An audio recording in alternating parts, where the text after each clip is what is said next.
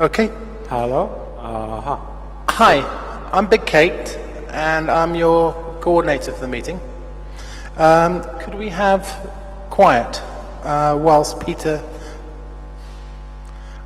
Petra and Julian are speaking? They will be willing to take questions during at the end of the session. Could you please put your hand up to speak?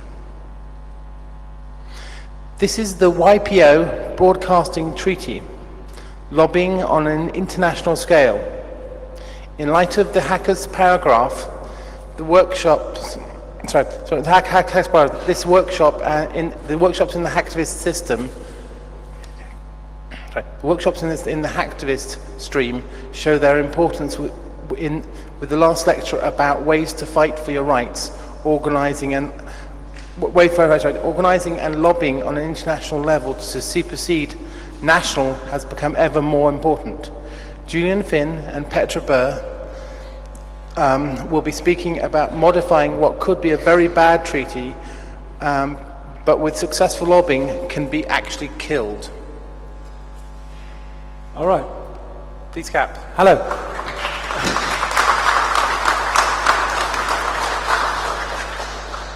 As you can see, I'm Julian Finn. This is Petra Burr. I work for a German organization called Netzwerk Freies Wissen. So does Petra. Petra also works for the US organization IP Justice, based in San Francisco. For IP Justice, Petra was at the WIPO meetings during the negotiations for the broadcast treaty, of which we are going to talk about. And I'm going to give you a short introduction about the WIPO and what the broadcast treaty is, and then Petra is going to tell you what happened at the negotiations and how this all could be dumped. Thanks. Well, going to give you a short overview. First, I'm going to talk about the WIPO, about the Broadcasting Treaty's history, and then about the contents of the Broadcasting Treaty. And Petra is going to continue with the problems, talk about the opponents of the Broadcasting Treaty, as well about her lobbying, and the future of the Broadcasting Treaty and intellectual property rights all in all. The WIPO is the World Intellectual Property Organization situated in Geneva in Switzerland. It was founded in 1967 as the WIPO, following another organization, and its goal, come on, this is sort of not working, and it should.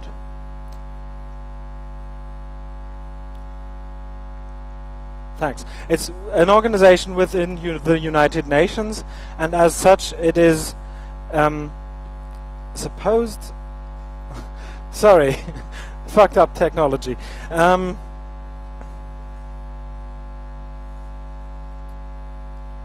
Something is not working. Okay, since 1967, and as such it is supposed to administer the Berne Convention on Intellectual Property Rights, and I have no... Thanks. This works better. You will have to click on. I hope this is going to get better when...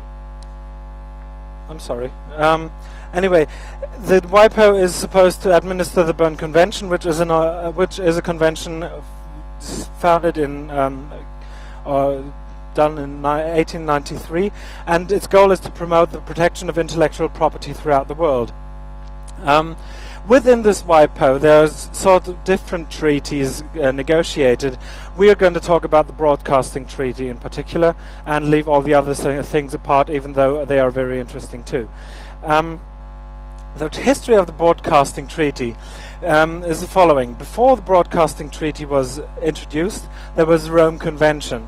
The Rome Convention was a convention for performers, producers of phonograms and broadcasters that should protect the broadcasting rights of these people. So basically it protected if you had a television signal and or broadcasting signal, and if you had contents that were broadcasted, these contents were protected towards you and you had certain rights with these contents. Sorry. In 1996, there was an update, the WPPT, which included more rights for performers and producers within the broadcasting spectrum, but not for the broadcasters. The broadcasters then asked for their own sort of treaty, for their own sort of additional rights, as they were excluded. So in 1998 there was the first draft on the WIPO Broadcasting Treaty, which should enhance broadcasting rights. Well, as we can assume, this sort of went wrong, because the Broadcasting Treaty was first, just the goal of the Broadcasting Treaty was first to prevent signal piracy, which is basically if you broadcast something and someone else just takes the signal and transmits it again. For example, US TV stations are transmitted in Canada without anything happening, without any money flowing and so on. So that was basically the goal. The question is still if that's a good goal, but what happened was there were sort of other rights added to it. So from the goal that was proclaimed and from the goal that was they wanted to achieve, it actually went quite far away. There was added a new sort of copyright around the original copyright. So if I broadcast something, this is sort of seen as a broadcast, even though there might be some sort of film that is already copyrighted. And the broadcast of this film is additionally protected and cannot be retransmitted and cannot be copied legally. So the idea was to protect yourself from whatever you broadcast to have it rebroadcast somewhere else. But as this also included webcasting, this sort of turned really bad, which, well, all of this would have been the end to YouTube, for example, because taking video where that was already broadcasted, casted on the net, was just would have just been plainly illegal, as well as other sort of webcasting transmission services. And also this treaty included mandatory trusted protection measures. So if you ever heard of the broadcast flag, which is the idea that every digital video recorder should have a sort of switch that the broadcaster can turn on, so to turn the video recorder off, that would have been introduced, as well as all sorts of other protection measures, including the to forbid the breaking of DRMs and so on and so on. So that was all included in this treaty. And now I'm going to hand over this presentation to Petra, who is going to tell you what happened then at the WIPO after this was introduced. I will speak on how we worked at WIPO on lobbying. So if you have any questions on the contents of this treaty, it would be a good idea to ask them now, because then we can build up on this afterwards. You have to give me this.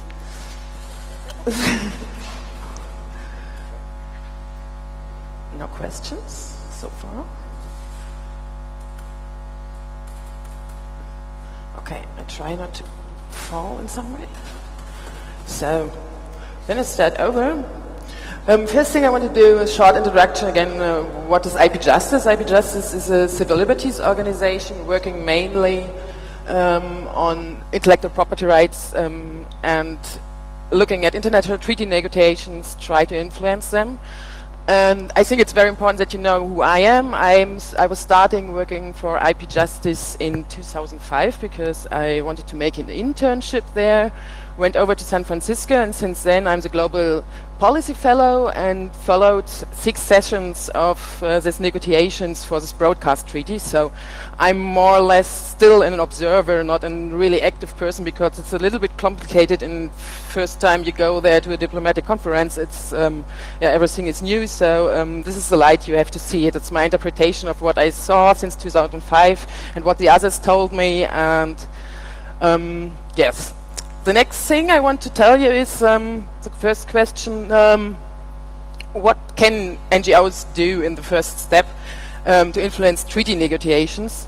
The first thing we have to talk about then is how does it work, especially at WIPO. WIPO means World Intellectual Property Organization, and this organization got a General Assembly which is taking every decision. So at some point in 1998 there was a General Assembly which was deciding to take preparatory steps for the broadcast treaty negotiation process. And theoretically, in this year, 2007, there should have been a decision of the WIPO General Assembly again to convene a diplomatic conference, and only if there is a diplomatic conference, a treaty will be there at the end. So the General Assembly is not able to make a treaty ready or have a treaty at the end. Where we acted and where the whole process is, I talk about now is situated is only these preparatory steps, because it was a real big success for all the groups which were working there in Geneva, that we all this year in June got a decision from a preparatory committee to not to convene a diplomatic conference. So we all killed the treaty, and that was really great. It's a real success for all of us, and how it comes, this is what I want to tell you in the next 20-30 minutes. Sometimes I speak too fast, so if you can't follow me, please make something like this so I can recognize. Okay. So next thing, how does it work technically? This is General Assembly, and I formally told you that we have this is a body which is making decisions. So this is a body which is taking decisions to, for example, build up a special standing committee on copyright and related rights. In 1998 they did this, and this committee was talking on a draft on this broadcast treaty. And then there's a funny game working all the time. So in 1998 we got this General Assembly decision to that in this committee, the SCCR, should be talks on this broadcast treaty. So it was going to SCCR. There were normally 2 meetings each year. Then at the end, in the second meeting, there was a recommendation from this committee going back to General Assembly. Then the General Assembly said, okay, I think that's right what you said. You need more time to discuss it. So we go to the next meeting, and this and this and this. And so we went on till 2006. There were 15 regular sessions of this SCCR. Since 2002, there was only this broadcast treaty on the agenda. And in 2006, there was first time something new. The SCCR was giving a recommendation to the General Assembly to decide to convene a diplomatic conference to the end of this year, to the end of 2007. But the General Assembly said, no, we don't think you're right for this. We have more and more opportunities to choose between different articles in the sessions. In this draft treaty you have now on your table, so you need 2 more special sessions before you can convene it, or before we would convene a diplomatic conference. In these 2 special sessions, you have to get a consensus on the main topics which are discussed all the time. And if you get a consensus here, then you can come back and we will convene a diplomatic conference then. But if not, the treaty will not be talked of for a long time. These 2 special sessions were taking place this year in January and June, and in the last of this special session, the second one in June, there was decided not to recommend a diplomatic conference, the convening of a diplomatic conference to the General Assembly, which means that normally the General Assembly follows the decisions of the committees, and this means very cool thing that there will be no diplomatic conference, not this year, and we all suggest it's dead for 10 years or something like that, which is a real good news. So this is the whole procedure. What we then did, I want to come back a short moment, what happened there from the content, what was in the treaty all the time. All the time since the beginning, there were copyright rights for broadcasters. This means that there would have been set a new layer of rights on top of copyrights. What it did, the draft did since the beginning, was a regulation of internet transmissions. So to say, you would have not been allowed to copy a TV show, put it on a peer-to-peer network or something like that. Everything like this would be regulated by this treaty, would have been regulated by the treaty. And then in 2002, the US delegation was introducing webcasting also. Webcasting is a little bit different from only regulating internet transmissions, while you in this point regulate how normal TV shows, for example, which are going by satellite, cable, or terrestrial frequencies, I don't know, have to be dealt with in the internet. This would have been introduced in a whole bunch of new corporations, webcasters, because normally in this part of the treaty, only traditional broadcasters were beneficiaries of this treaty, and now there was the idea to put webcasters also in, which was a very critical thing, because how do you decide who's a webcaster? Everyone is a webcaster. If you take some video, take some pictures, put them together, put them online, are you a webcaster now? Do you have now copyright rights going on the copyright of the picture you've taken of a picture of a painter or something like that? So in 2002 webcasting was also introduced, but was going out in 2006, and in between there was much happened, which is the next file. Till 2002 we got only broadcasters and rights holders organizations there in Geneva. You have to know that if you are not a governmental but a non-governmental organization, you can attend at WIPO as observer. Non-governmental organization is a word which is normally used between people as a synonym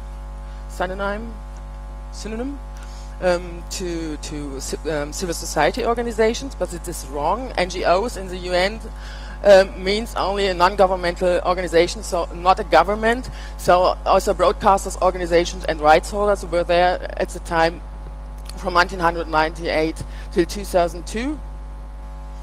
But when webcasting was introduced, first steps to build a growing opposition were taken. Librarians were observing now the treaty negotiation.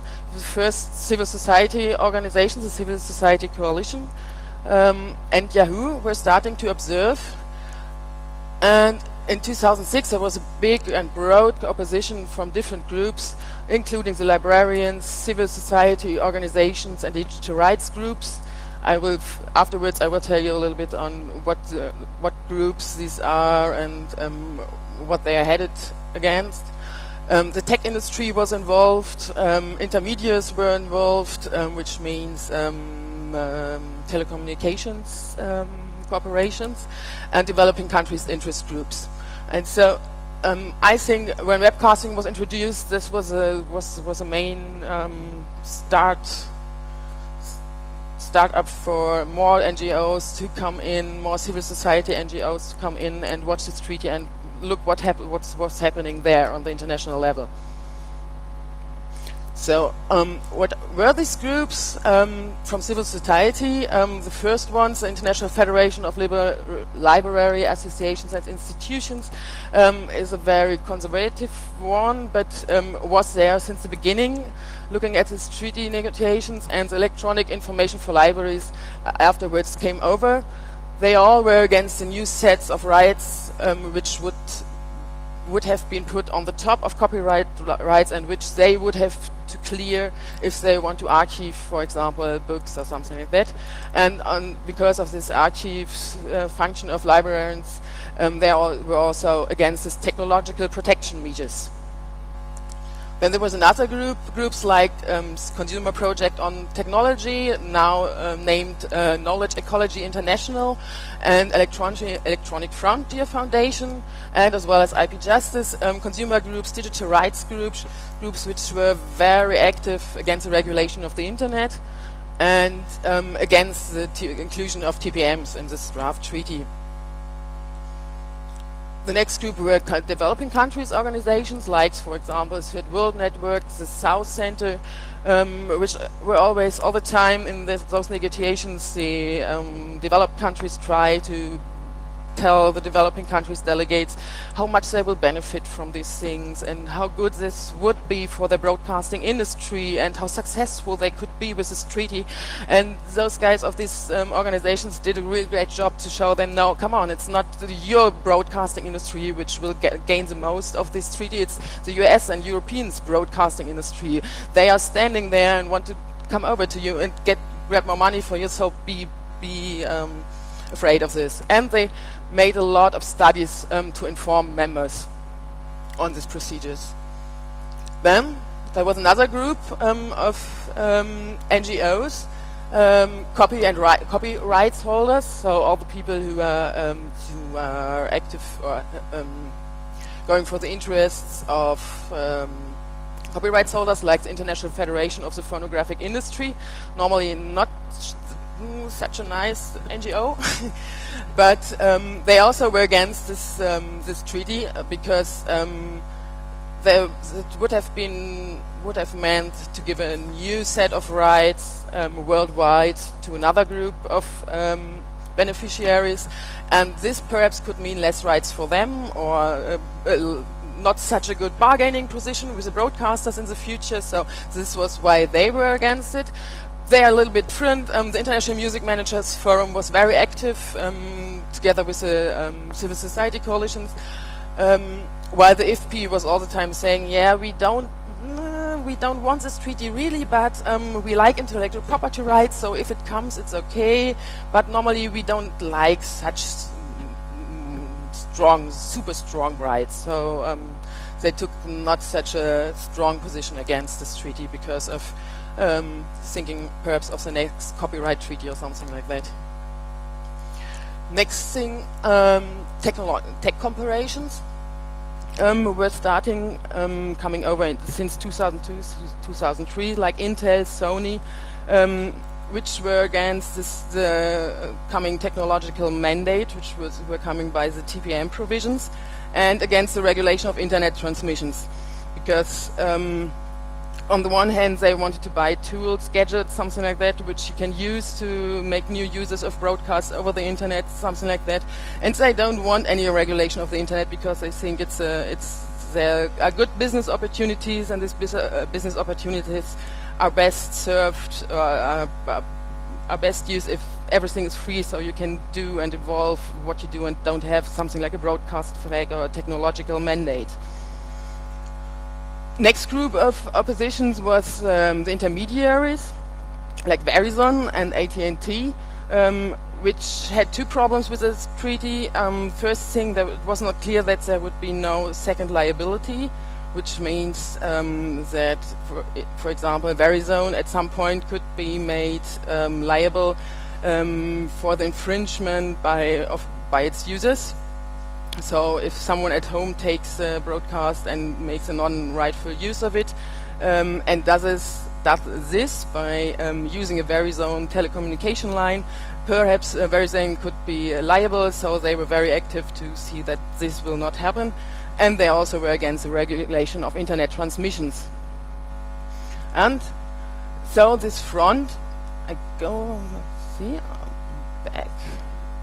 This front was getting broader and broader from 2002 till 2006. In 2004, I think there was a joint statement, or 2005, a joint statement where more than 40 organizations were signing. And this is what we did on the one hand, make joint statements and meetings and before to influence the US government's position on this. And we also try to keep in touch to share information and to coordinate activities in the US And this is something I want to talk to you now, how you change the US government position. If you look, you can be active in 2 ways. The first thing is go to WIPO, go to the sessions, look what's happening there, and report it to the outside, write a newspaper, something like that, talk to delegates. So this is what you do on the international level, and on the and in between the sessions, of course, you can try to influence the US delegation's position by itself, by lobbying at home. So, for example, we built up a very loose network between all the civil society groups, industry and rights holders groups, all these different actors which were together. Got a very, very loose network, and in the United States, different parts of this group, sometimes together, sometimes only one, were starting to write to the House of Representatives or to the Senate to make them beware of what's happening there and what the US government was doing at that point. Also, there's a little tool how you can. It's very valuable to talk to the US delegation to see how do they interpret those things, how do they think about some things, why do they make such a proposal in the last session or something like that. So it's very good to talk to them. And in the United States, there's the possibility, if there is an international treaty negotiation, you can go over and say to the delegation, hello, we want to have a clarification of your position. And those meetings have taken place, I think, 2006 and 2007, 4 or 5 times at the US Copyright Office and the US Patent and Trademark Office, which combined were building the delegation of the United States at the negotiations. And what we also did was simply to keep the communication alive in between. So everyone, you can imagine if you got different groups like EFF and Intel in one telephone call, they have very different channels and hear different things from different people. So it's very valuable only to have a phone call every month, something like that, to give information to all the others and make sure that every channel you can use is used. So, and this, all in all, it was very, very successful. It's very seldom that an international treaty is being killed. There was very, very hard work from many of these groups over years, several years, since 2000. Many people were there since 2002, working there for 5 years on the same treaty, going a step forward, backward, and at the end we got in this June it's a very great outcome that no diplomatic conference will be convened. And for me it was very great to participate in this negotiation process, because first I could learn, and it was a very successful outcome. So I think you can't start better on the international level to lobby. But what I missed all the time was that I was most of the time the only European. So I was working for this American organization, and sometimes I felt like the European spy, because I was only surrounded by people from organizations from the United States, and sometimes they ask me, hey, where are the Europeans? Where are the Europeans? I say, oh, come on, I don't know. I'm here, but I'm working for this American one. And there is something in the background, but I think we should start over and do more here in Europe.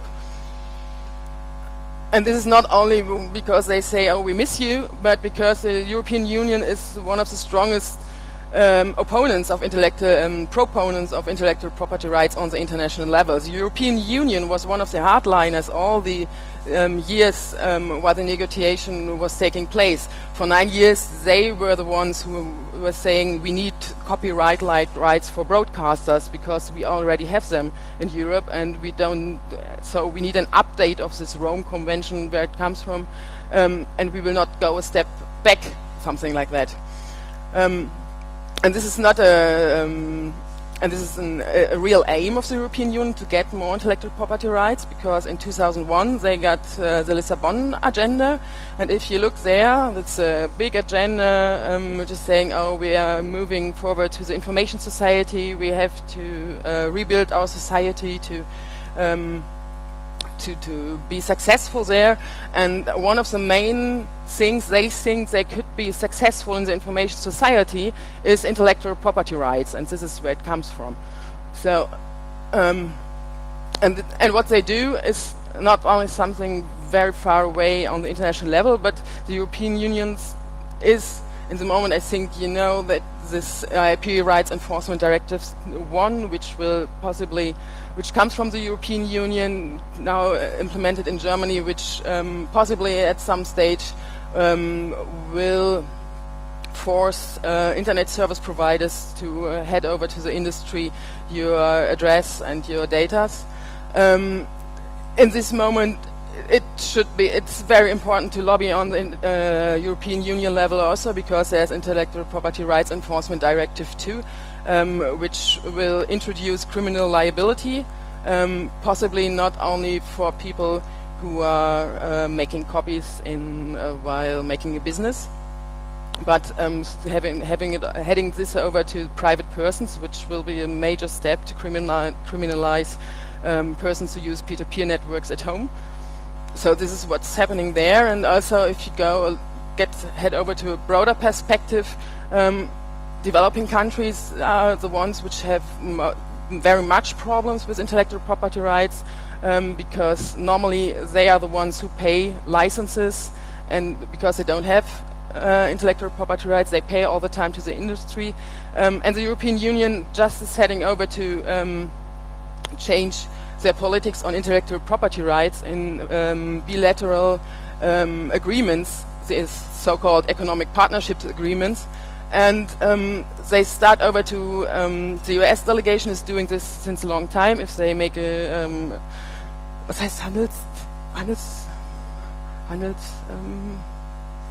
trade agreements. If the US delegation is negotiating US and trade agreement, they all the time are asking developing countries to get very strong intellectual property rights like those which are normal in the US. And the European Union just this year is starting over to say, okay, we want this also. We want very strong intellectual property rights from all the developing countries.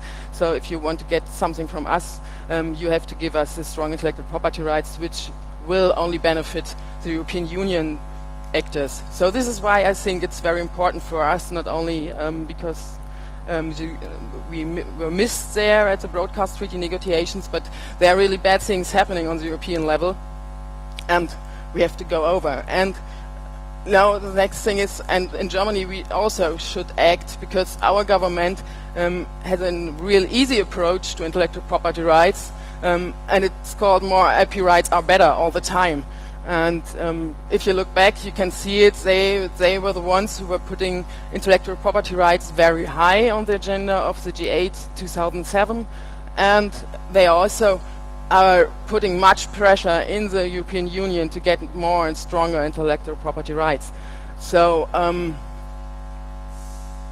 this is one thing I would ask you for a discussion. What can we do here to head over to make our organizations a little bit more effective in influencing European politics, and over this the politics of the European Union on the international level?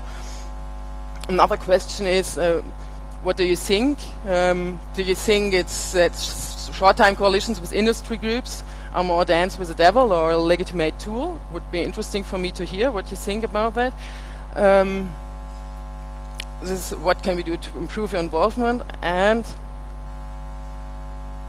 if you enjoyed the presentation, because this is the end of it.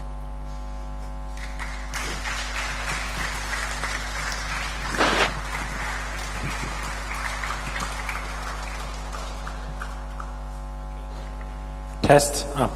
Okay, well, we'll start taking questions, so just please raise your hand, and Kate's going around and just giving you the microphone for any questions you have, or ideas. No, back, please, back. Thanks. Or any comments on these questions we raised. Maybe there's something there you want to say. So please. Yep.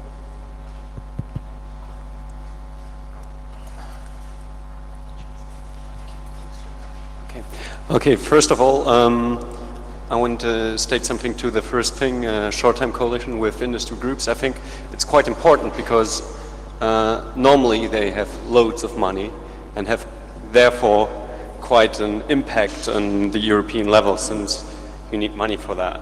And if there's a industry group which has the same idea or supports our ideas, I think it makes much more sense to work with them.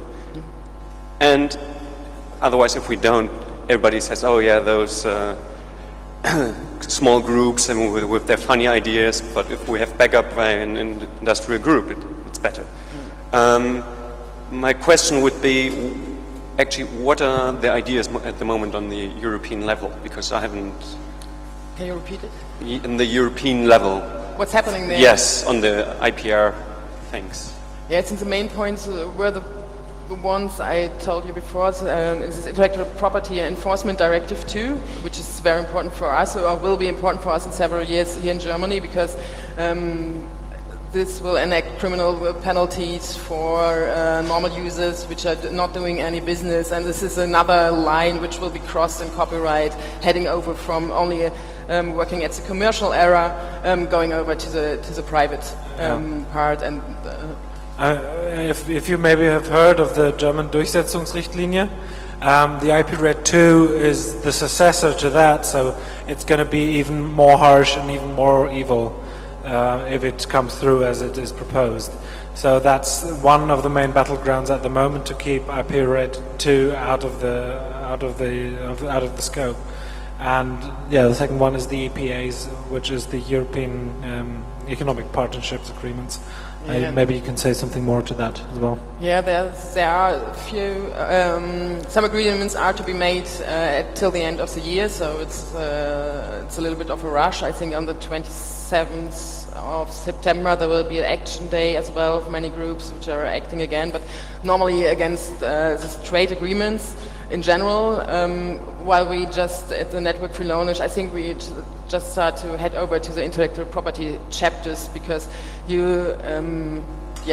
because it's very new. The EU position changed only at the beginning of this year, so they made something really new, and I can't see how it gets there. But what's to be done is really to raise awareness here and tell people here, come on, this is our governments which are doing a lot of shit for developing countries over there. And when they can't get their rights on the international level, they try to do in these trade agreements, and we have to stop them. And so it's a little bit where you're heading at. I'm heading more. My main interest for working politically is help developing countries. So I'm heading over to developing countries. And but for us, I think it's IP-RED 2 for the first time, and then perhaps combine both these levels and see how intellectual property rights work on all the levels, and then change our minds on this kind of rights. Okay. Any more questions? Nobody? Yeah, please. Do you feel there's sufficient transparency about what WIPO is doing in their public representations? So on their website, is it very clear this process that they're going through, or do you have to investigate and sort of dig a little bit to find out at what stage things are at? Oh, it's not very clear. If I went there first time, it was completely chaos and I understood nothing.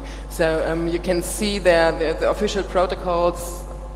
You wanted to know if you can see everything from the outside, how it worked, and then start over. No, you can't, because First thing is you have to learn to interpret what people say in there. So you have a big room with 400 people in there, 400 delegates, and then normally the last line is with NGOs. And normally you always sit there at the end, if it's an open session, and make notes from what the delegates are saying. So the first thing to learn is interpret what delegates say and compare it to what they said before, so you can see how they changed the position. And it's diplomatic language, so everyone is very, very friendly, and even if they think you are the biggest crap or the biggest or you're telling the biggest shit, they will smile to you and say, oh yeah, that's a very, very real point, but I think we should do something like that. So this is the first step. And then you have to interpret, then you have to learn who works together with whom, and why does, for example, when I heard from the US delegation we will change our position, why does not the US delegation put it on the table, but any other country coming from somewhere else putting that on the table? And you need people there who know that, and I got real luck because those guys from the Civil Society Coalition and CPTEC were very friendly to me, introduced me, took me to some meetings and say, hey, come on, Peter, you're American now, you have to go to the American interest group meeting, something like that. And without them, I would be completely lost over there. So that more and more organizations are coming over there, it makes more and more lobbying more and more easy because you have those networks and they can tell you what you see and explain it to you. I would add that if you are interested in these topics, you would probably, as a normal person, would want to have a look at the websites of the EFF, of IP Justice, of Knowledge Ecology International, on our website, and so on. So that's the place where you can get informed, where these organizations translate the speech that is happening at the WIPO into common language.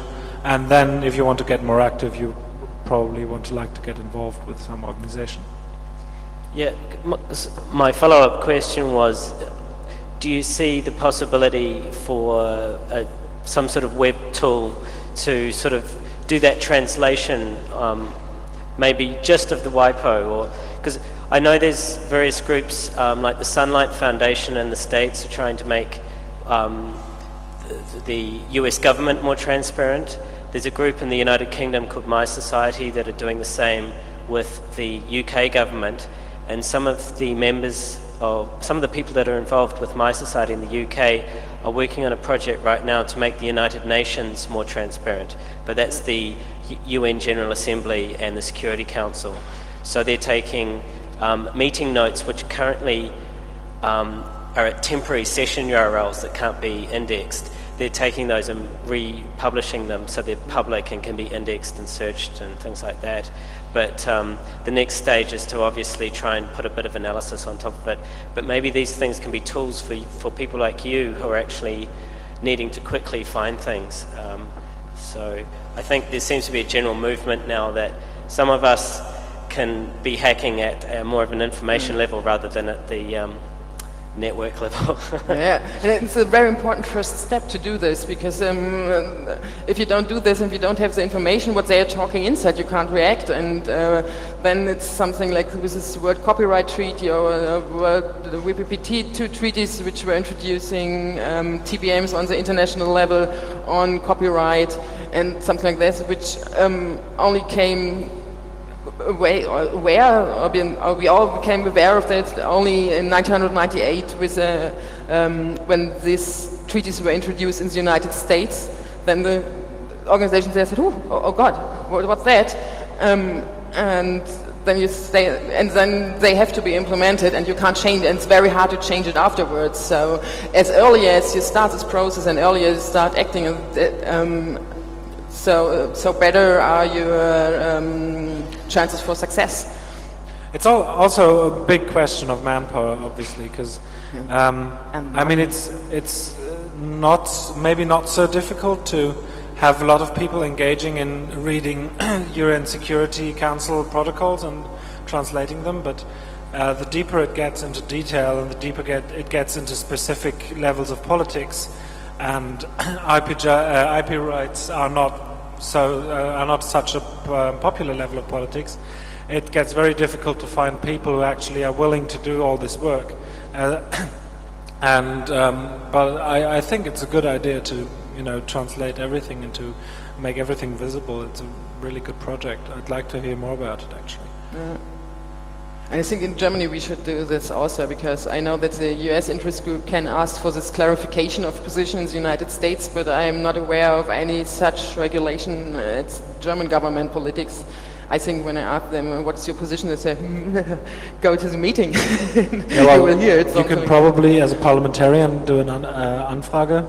But, yeah, but this is but not as a civil society group. You would have to have your parliamentarians actually working for you, which is sort of, well, not really cool. Yeah.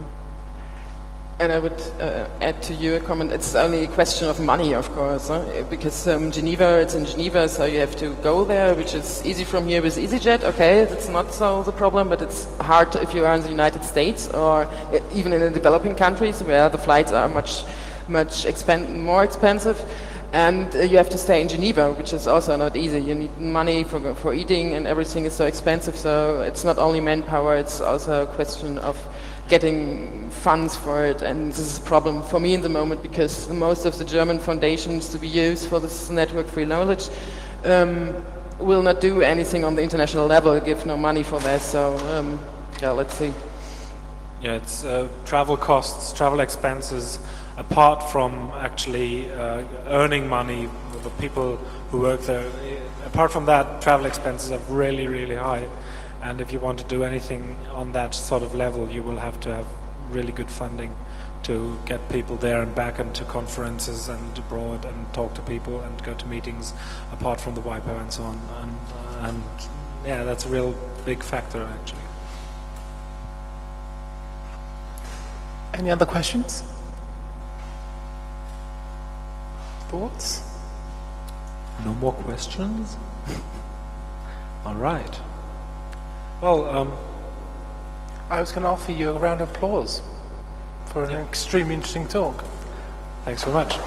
You're welcome.